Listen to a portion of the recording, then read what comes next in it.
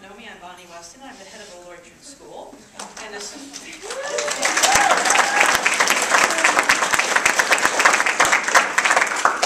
a real treat to actually get to be up here because I usually just stay in the back during this ceremony. Hopefully, the parents among us have picked up on the fact that we have a lot of awfully bright children here at Old Orchard School, and I can brag about the faculty because I don't teach the subjects. With their hard work, with your hard work, and of course with all of our students' hard work, they go a long, long distance. Really hard part about giving awards, and I sit in on the faculty meetings where this is decided, is the hair pulling and splitting and trying to be as fair as possible because we have so many students who are at the top of their class, and trying to single out who should get an award is so difficult. I know because I hear them throughout the year. I hear all sorts of stories of little acts of heroism in which a student simply sets out a goal for themselves, even if they don't think the subject comes to them naturally, and they throw themselves at it again and again all year long.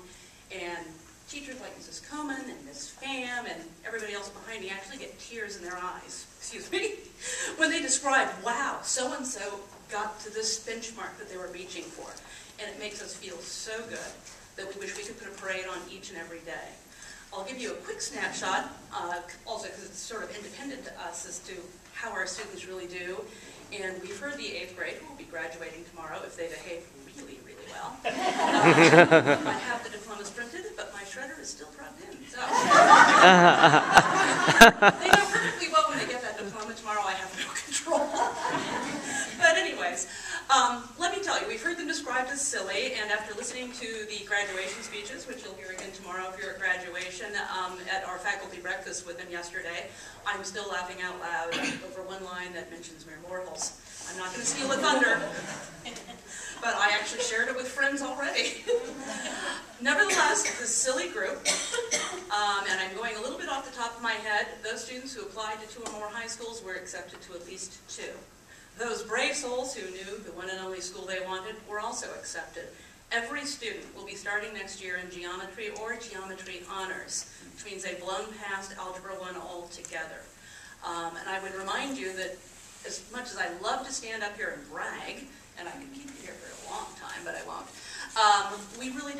we never shirk the fundamentals. We're not going to push a class ahead of itself just so I can sit up here and say, hey, look what we did. So we are exceptionally proud of these students.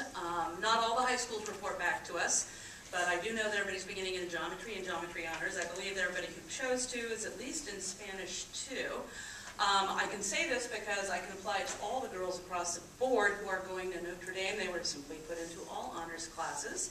And for the absolute first time, the girls will be starting in Spanish 3 honors, which is frightening to me.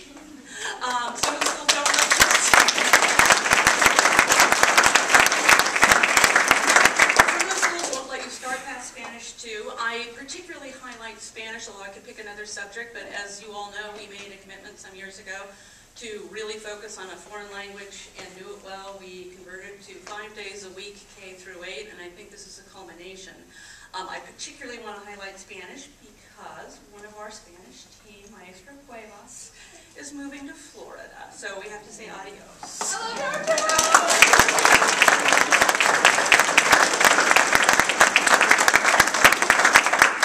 Hard work between him, Maestra Hernandez, Maestra Galani have actually brought us here, and it's almost frightening to me. Another excellent benchmark is to look at the Synopsis Science Fair this year. We had pretty much 99% participation. Some of it grudging, but all of it reasonably enthusiastic.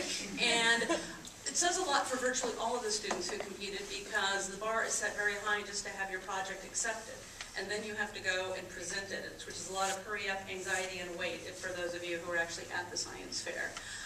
Last year, Ms. Pham was named Best Science Teacher. This year, Mrs. Greathouse was named Most Promising New Science Teacher. I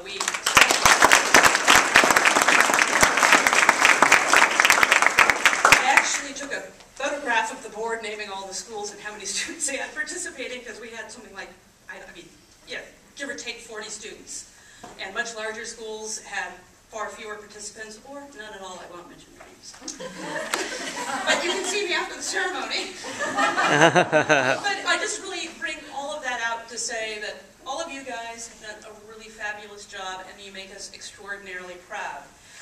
Now, going back to the program, and the reason I actually get to stand up in front of you is having explained to you just the challenge that the faculty face each year, deciding how to give out awards, creates lots of anxiety and sleepless nights for them. And we realized, not just this year, but over a period of years, that we could have an exceptionally bright class, and then guess what? One student still walked off with all the awards.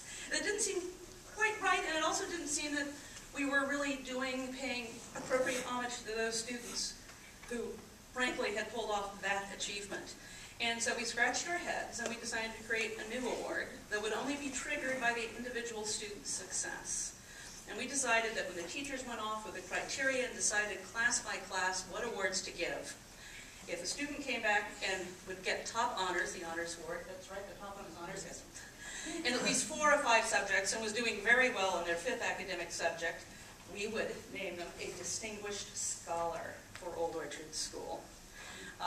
If, when we come back after the teachers have done all their individual awards each year, and, gosh, somebody only gets 3, then we don't give out the Distinguished Scholar Award. It does not mean we're not proud of them. So, to really set this award apart, we have a shiny plaque. And it names the 4 or 5 subjects in which each student was eligible. And I will call up the students, and let me see, let me find my record. I don't know why I make notes, because I don't consult them. Okay, I'd like to invite the following students forward. Rebecca Schaefer, Calvin Lee, Dylan Zhang, and Sarah Schaefer.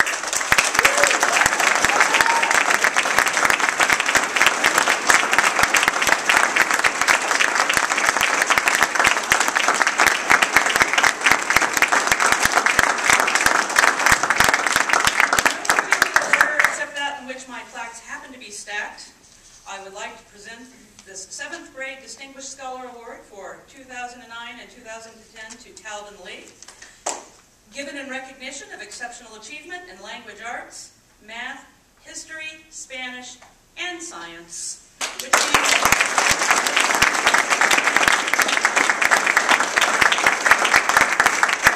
and to the 8th grade Distinguished Scholar, Sarah Schaefer, I would like to give this in recognition of exceptional academic achievement in language arts, history, Spanish, and science.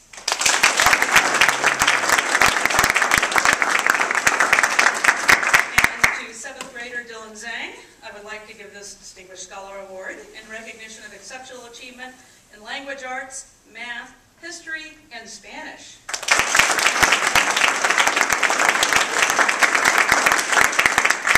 Finally, to Rebecca Schaefer, I would like to give this Distinguished Scholar Award for exceptional academic achievement in language arts, math, history, Spanish, and science.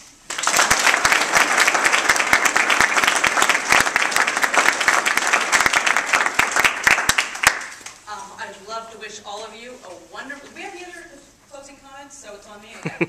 I would like to wish, if I don't have an opportunity to wish you a happy summer between now and noon tomorrow. I would like to wish you a happy summer very now. I'd like to say congratulations to our graduates. I will warn our distinguished scholars that you will be called up tomorrow when we give out our other awards at graduation. You won't get another plaque. Thank you for coming, and I'd like to give a big round of applause to our students and our faculty.